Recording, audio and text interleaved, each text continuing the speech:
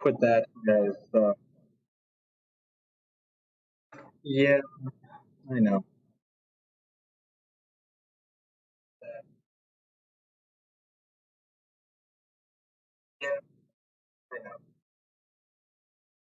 All right, so what we're going to do is we're going to put the speaker for you as, all right,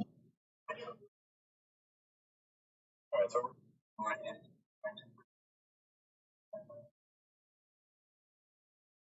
all right, let's see what that sounds like.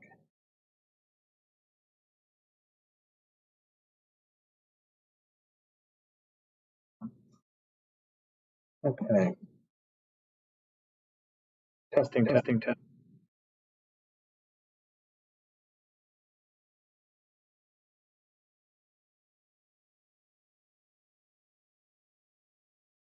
All right, this is sound. Can you hear me? Can you hear me?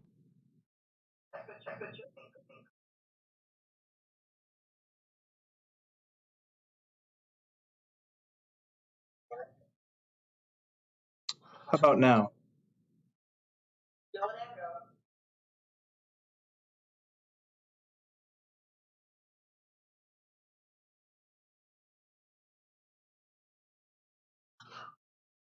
All right, what about now?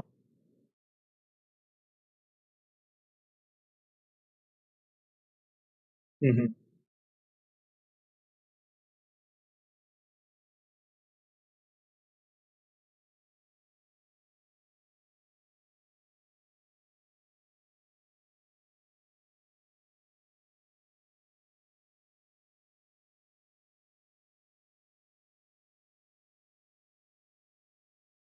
Testing, testing. How about now?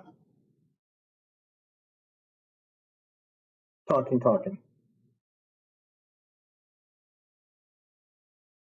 Okay, now the question is, can people hear you? Let me turn this up to max.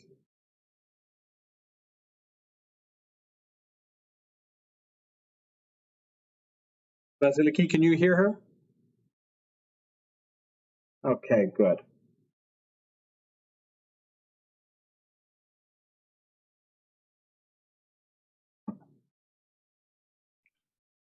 All right, try talking now. All right, I'm talking. How is everyone? Can you hear me? I can hear you. I'm And I can fine. hear you. All right, so I'm going to go to the Facebook Live and see how that sounds.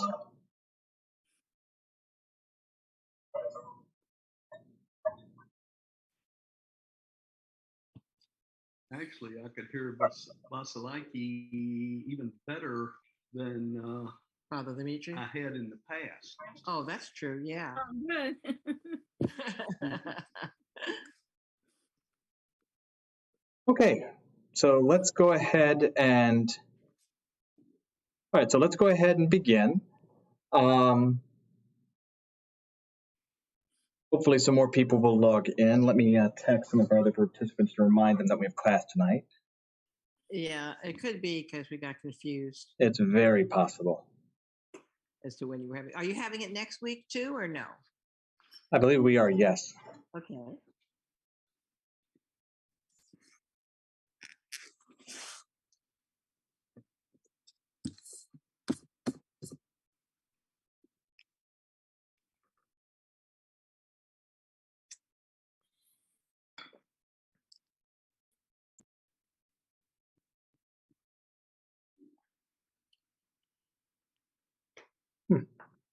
Probably should have reread what we were supposed to read. I remember. We were going to children.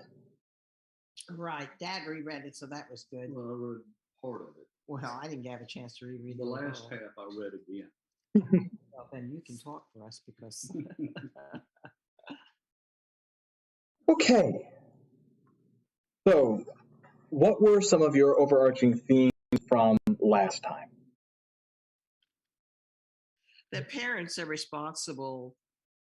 We're talking about the parenting. That parents, that basically you are responsible as a parent. You are mainly responsible of how your child turns out. In what way? And how what you instill in them, and like you shouldn't be giving them participation trophies, for example. There needs to be some kind of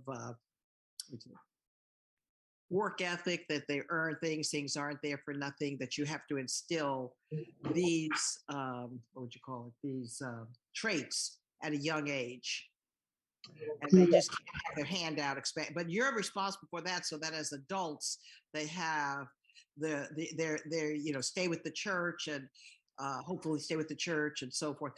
But I have to say, Father, that I'm very blessed, and I'm not special. But I could see, like, as a teacher, that kids can be very influenced by their peers. And so I don't know. I have mixed feelings. Like, can you really blame the parents for everything? Like, if their child doesn't turn out quite the way you'd like. And that just disturbed me a little bit, is that that there is such a peer influence, and sometimes young people, you hope they don't get influenced, but maybe they do, even though the parents did their best, to seem to do their best. Correct. I mean, obviously there are extenuating factors, and we all do our best to make sure our children are surrounded by good influences. Vasiliki, what were some of your overarching feelings on the chapter? I haven't been here in a while. I remember about that young girl that she wanted to become a nun, and they said leave her alone, and she went to college, and then she changed her mind and went into a different position. And I think sometimes you should let your child try something, and then they might not like it, even though you might not be happy with it. I think you should let them try something and see if that's what they want to do. Yeah. Right. I remember that story. It was like, I think Father said that if you leave the child alone, then they turned around and did what the parent wanted to do anyway. Mm-hmm. So I think it was right. Yeah, I remember that.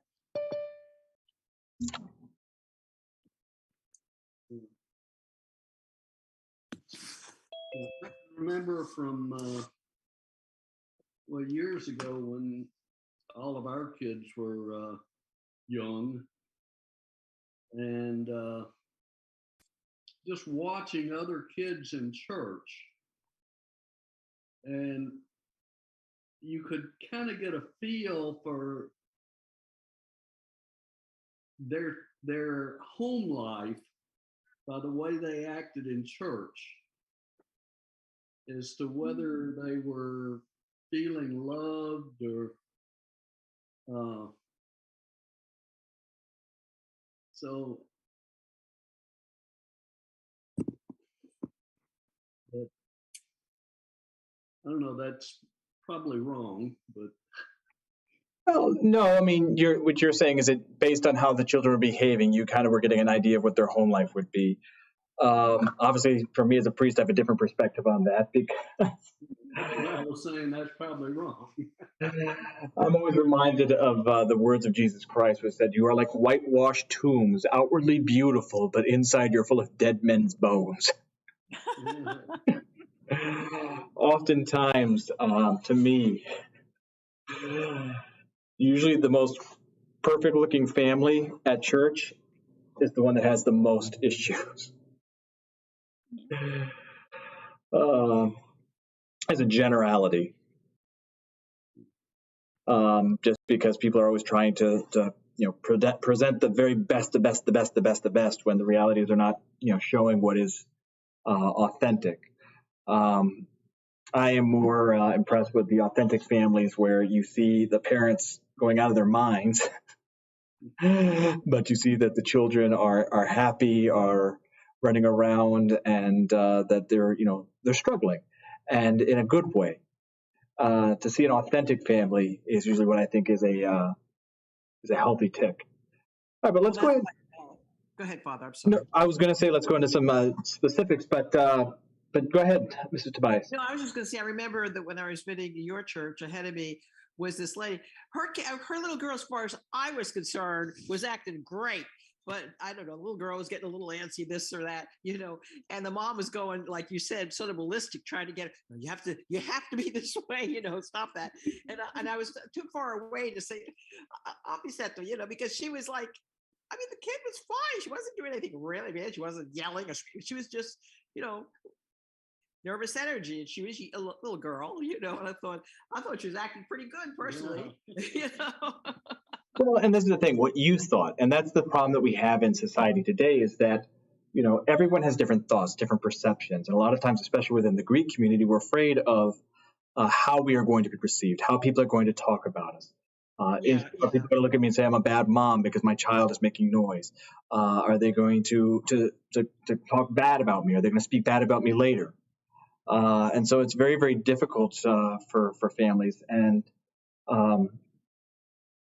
it's good for parents to be encouraged by other people to say, you're fine, don't worry, so that they're not as stressed. So let's go ahead and dig into some specifics, and hopefully some of our other students will come on. But let's look at some specifics that really stuck out to you. Dr. Tobias, we'll start with you since you just did a reread.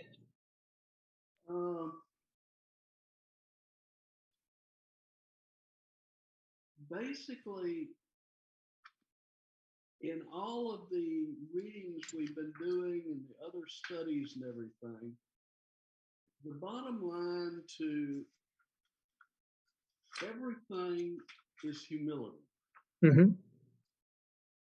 And toward the end of the chapter, he was pointing out that all of the problems basically are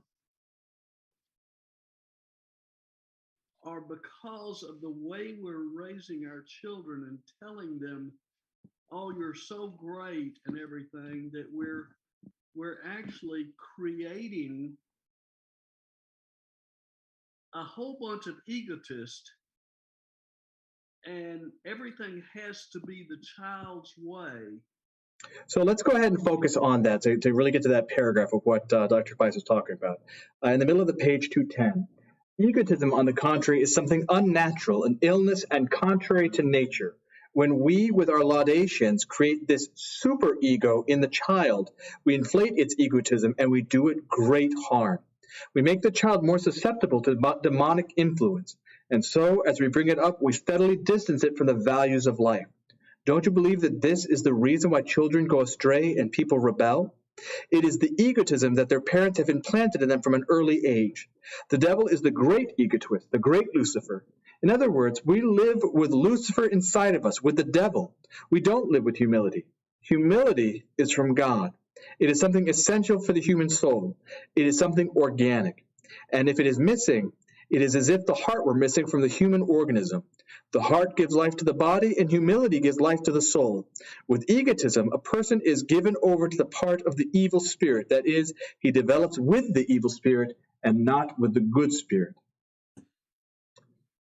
So, what does it mean when we're talking about this comparison of raising our children with the devil? Why is the devil the great egotist?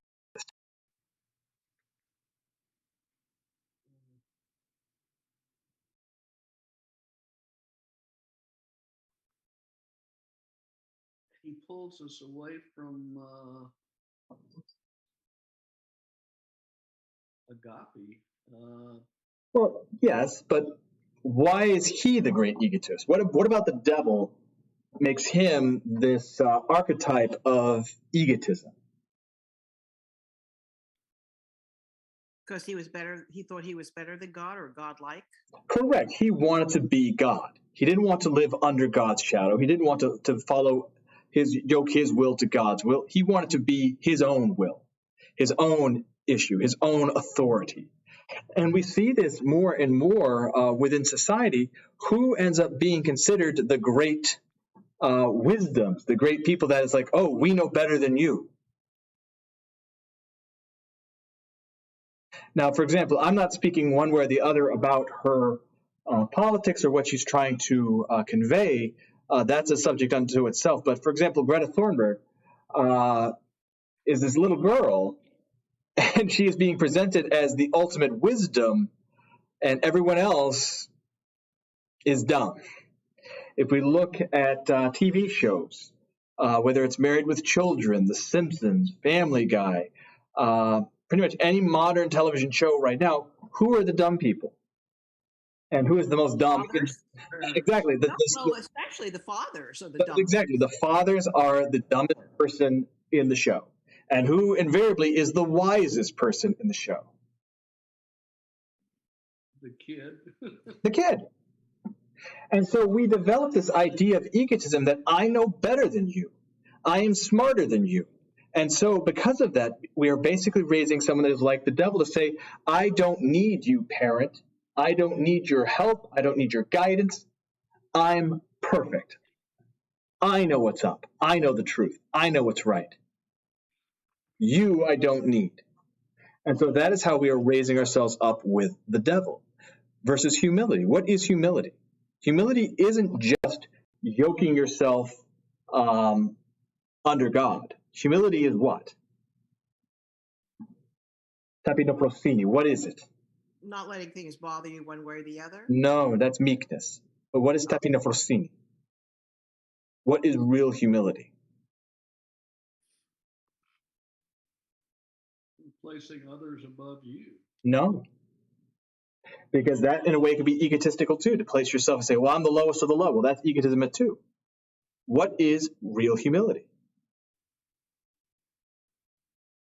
When God says, I am humble, what does it mean? Humility is self-knowledge, to know exactly who you are and what you are in every situation. Humility is being aware that you are a sinful person in a sinful world that is undeserving of the mercy of God, and yet you receive it. Humility is knowing your strength, to say, I'm good at something, or I'm weak at something.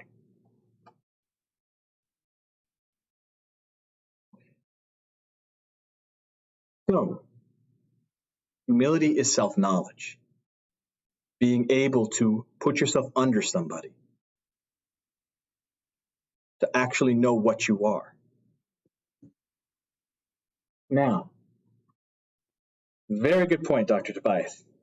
This is Tobias. What was one that you wanted to focus on? Well, back over here, see if I can find where I was.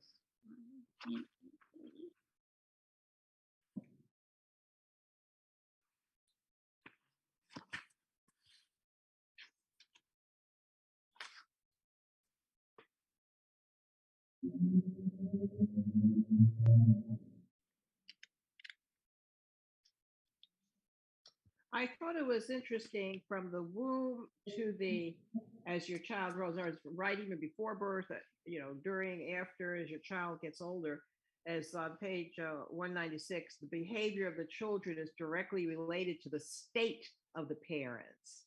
Mm-hmm. In other words, not only how you are treating your child, but your state of mind. In other words, how you are. Correct. This is emblematic in the sense that children are the physical prayer of the parents, meaning that they are a reflection of you, your soul. And so how your children is a direct reference point on your soul. Are you praying? Are you someone that is striving for salvation? How in the world are your children supposed to be doing this if you're not doing this? Right. In other words, you like the children subconsciously are absorbing what you are doing or how your state is. Correct. That's exactly it. They absorb every part of you. Is there a specific verse you want to look at, though?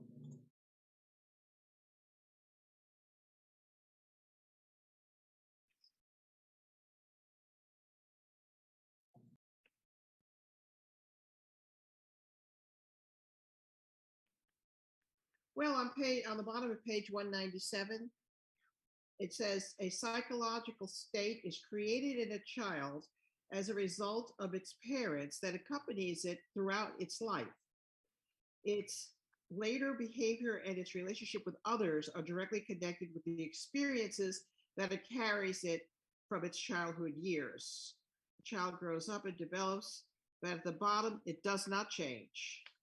Now, what's interesting about that is that many psychotherapists would say, yes, that's exactly right. Because ultimately, what a lot of times are they trying to get at in therapy sessions? They're trying to figure out, what was your relationship with your parents? What were you doing? How did you interact with them? And you begin to realize very quickly that a lot of our problems are predicated on our parents.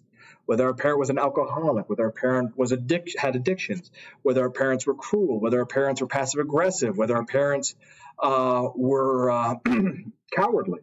We pick up on those things. And the thing is that we grow up, we develop as individuals, but those deep-seated issues that we have stay in us.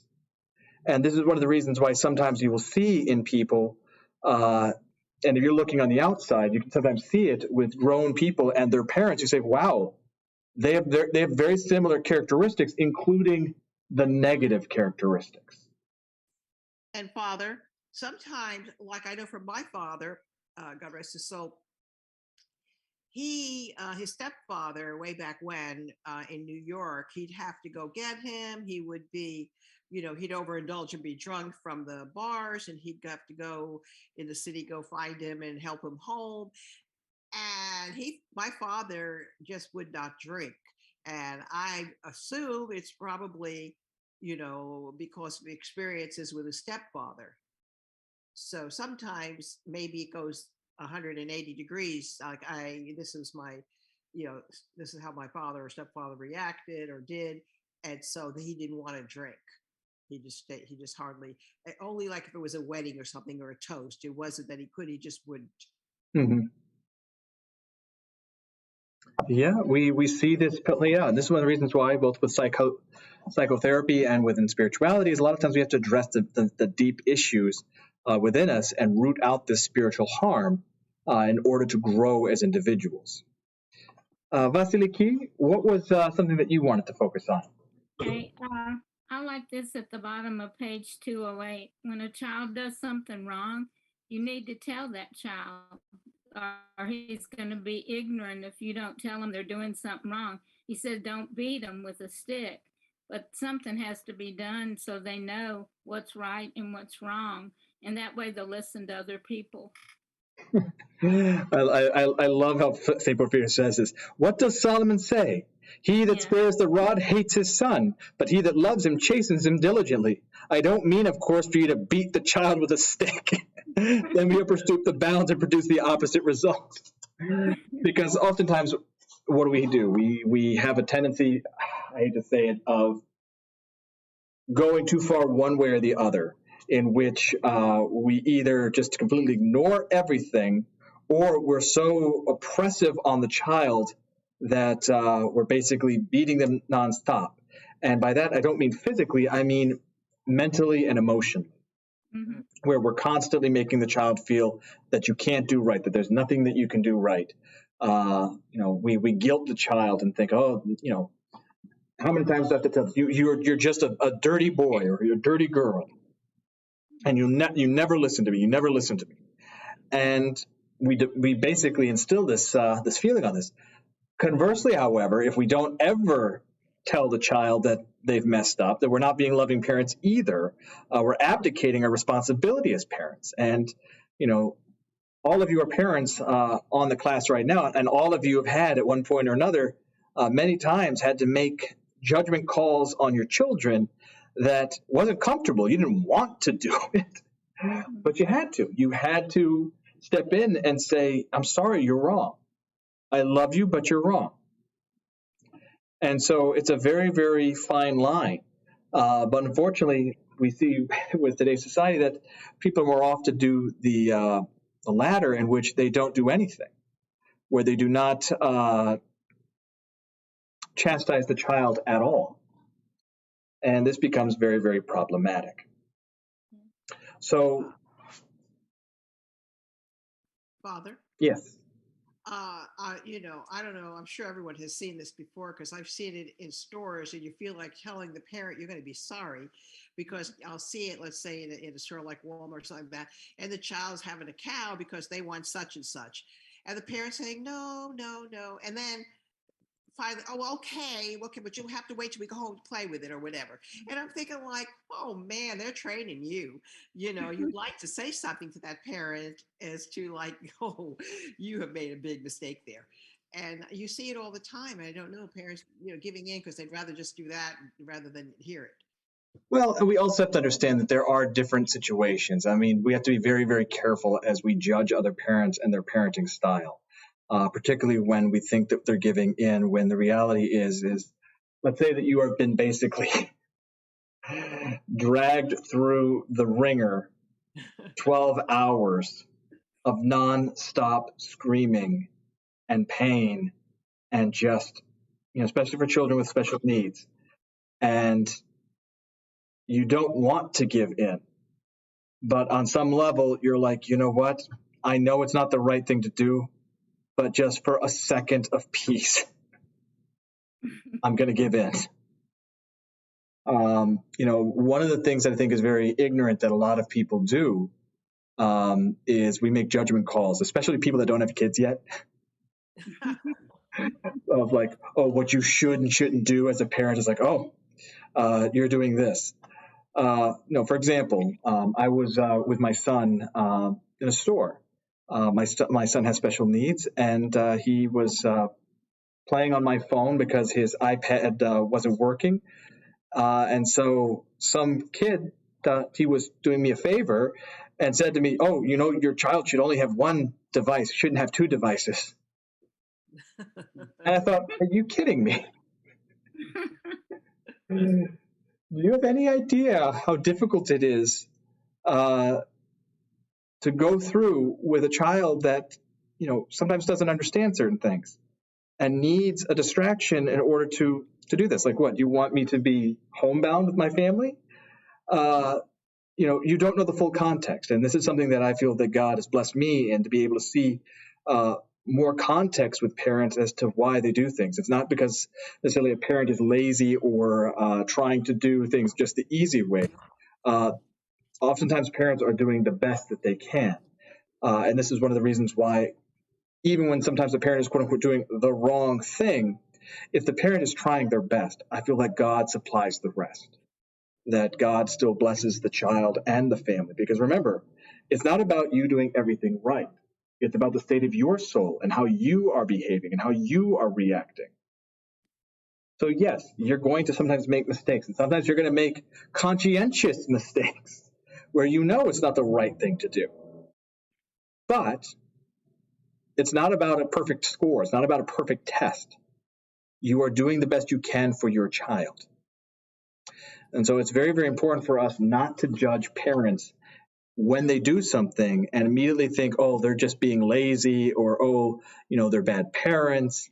Obviously, when we see the fruits of parenting, when we see the fruit of the child, then we can make the statement of, oh, that child played you, that child manipulated you, where we see, things like Jeffrey Dahmer or or things like that. But we also have to understand, too, that a lot of times with very evil individuals, that what the common threads that almost all of them have is what? Almost every single evil person that we've encountered, especially within serial killers, what do they all have in common?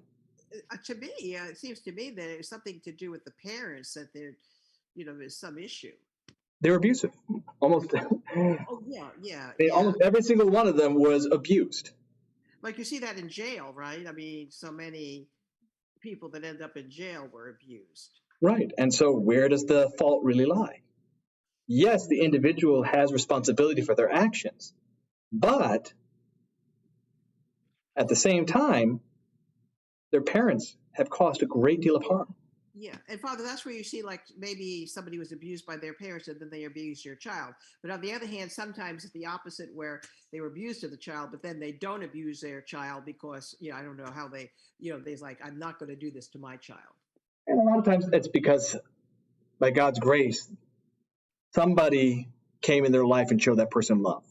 Someone stepped in and provided that Christian ethos to save that child, something that they were not experiencing. Because remember, a father or mother does not have to be by blood.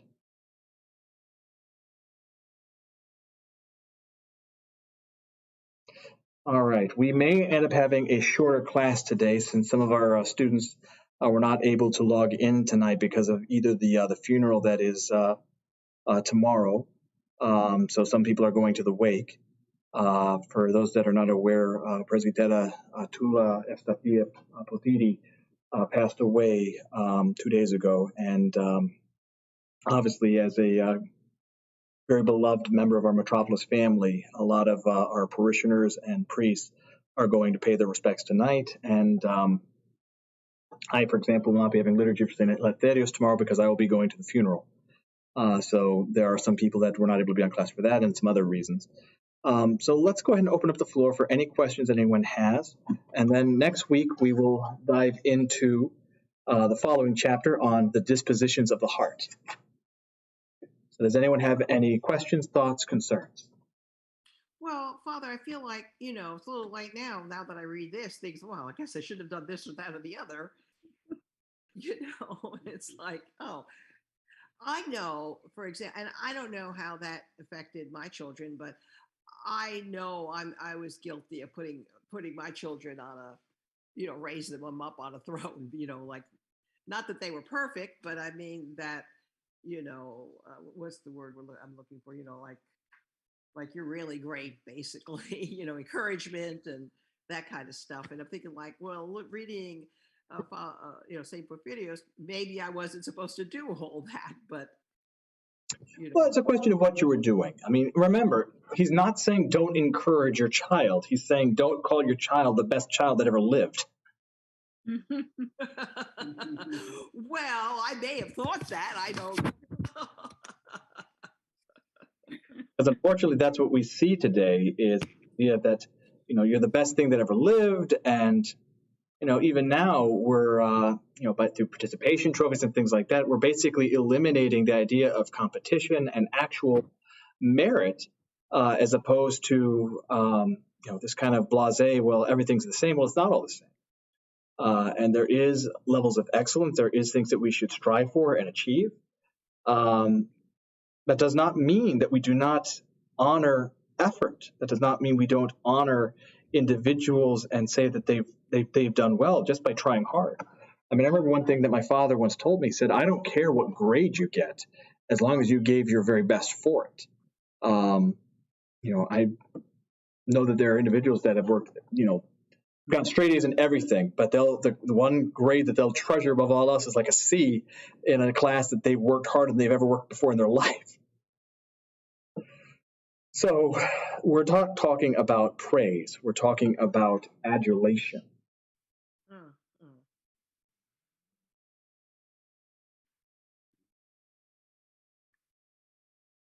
Did you want to mention something? Were we going to be ending, Father, or did you want to talk some more? We can talk more. We've got half an hour left, but because half of our class was unable to be here tonight. We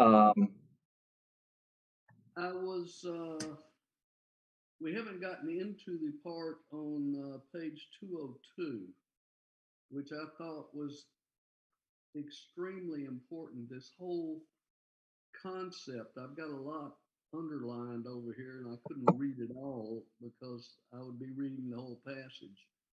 But it's with children, what is required is a lot of prayer and a few words. Mm-hmm. I really thought that section was extremely important.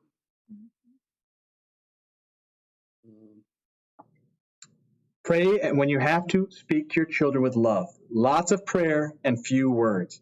Lots of prayer and few words for everyone. We mustn't become an annoyance, but rather pray secretly and then speak. And God will let us know in our hearts whether the others have accepted what we have said. If not, we won't speak. We will simply pray mystically, because if we speak, we become an annoyance and make others react or even infuriate them. That is why it is better to speak mystically to the heart of others through secret prayer rather than to their ears.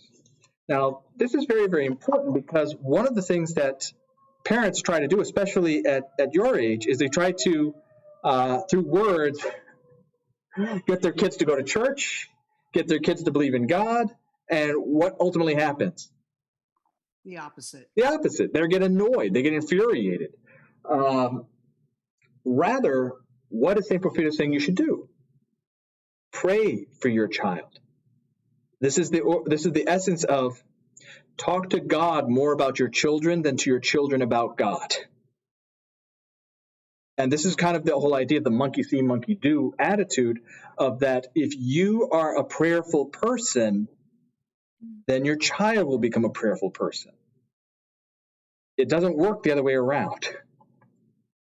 You're not able to say, oh, I want my children to be good and be close to God, but you are not willing to do anything to be an example. Because ultimately, when we talk and talk and talk and talk and talk and talk and talk, we're not accomplishing anything other than driving them further away. They'll just turn you off. Correct.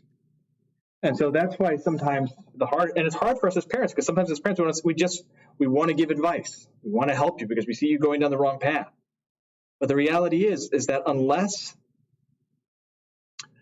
the child asks after a certain point, they're not going to receive what you have to say. That's very, very important for us to all understand and recognize that unless the child asks for your advice, they don't want to hear what you have to say, because they're not able to process it. Our egos are misaligned. And so instead of hearing the good wisdom that is coming from our parents, we're just turning it off. We're not even listening. But as we pray for our children, what we are essentially doing by praying, especially mystically for them, is we are softening them up with our love, with our prayer, so that God will open their heart. And then they will say, Mom, what do you think about this? Mom, what should I do about this? Dad, I want your advice. What would you think about this? As opposed to just giving the advice when they're not in that position to do it. Now, sometimes parents have great relationships with their kids, and thank God. And their kids are very receptive, and the parents can feel free to give advice freely, and the kids accept it freely. But unfortunately, many times that's not the case. Many times, kids, teenagers, and even 20s, 30s, 40-year-olds think that we know best, and so therefore our parents don't know what they're talking about, and so we try to turn them off, which is why it's important for us to pray for our children, because that way God opens their heart to us so that they will ask the right questions. Does that kind of address what you were getting at, Dr. Tobias? Yeah, I really like this passage.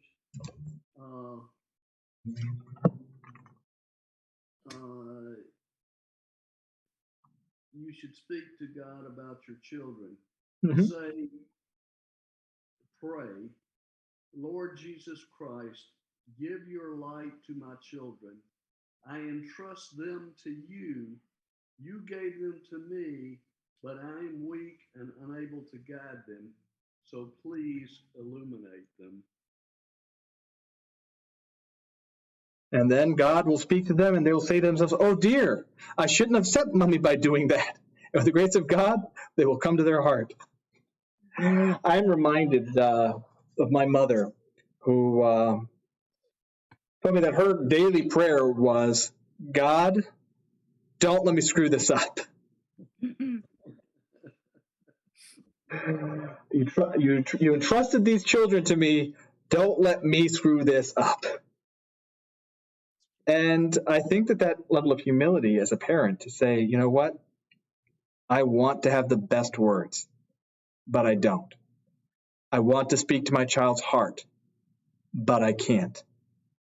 And when we're able to put down our own personal egos as the parent and thinking that we know best and we know everything, and we open ourselves to let God do the speaking when it is necessary, then God will speak to their heart. And God will let them listen to us, and then we can give them the good advice. But again, it takes prayer, humility, and it's more a reflection on us than it is of our children.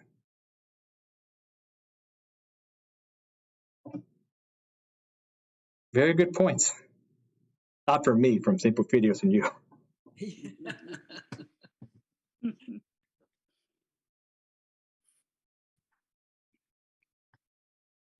All right. Any other spots for parenting on children?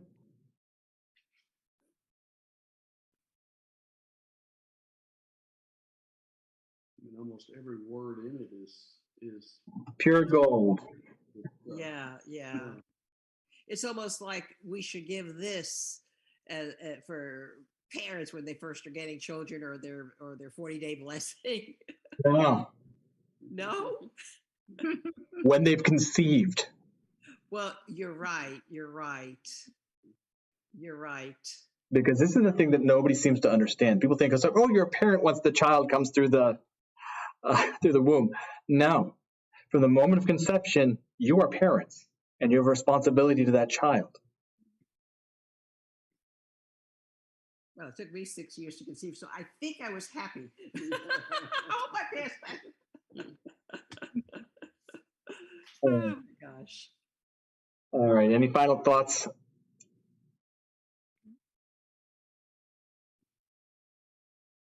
All right. Then I pray that everyone has a blessed and wonderful week. We will meet again next week. It'll be our last class before Christmas. So we will see each other then. God bless you all. Heavenly King, Comforter, Spirit of Truth, present all place and filling all things, come and dwell in us, cleanse of every stain, and save our souls, the gracious Lord. Take care, everyone. I mean, Thank you.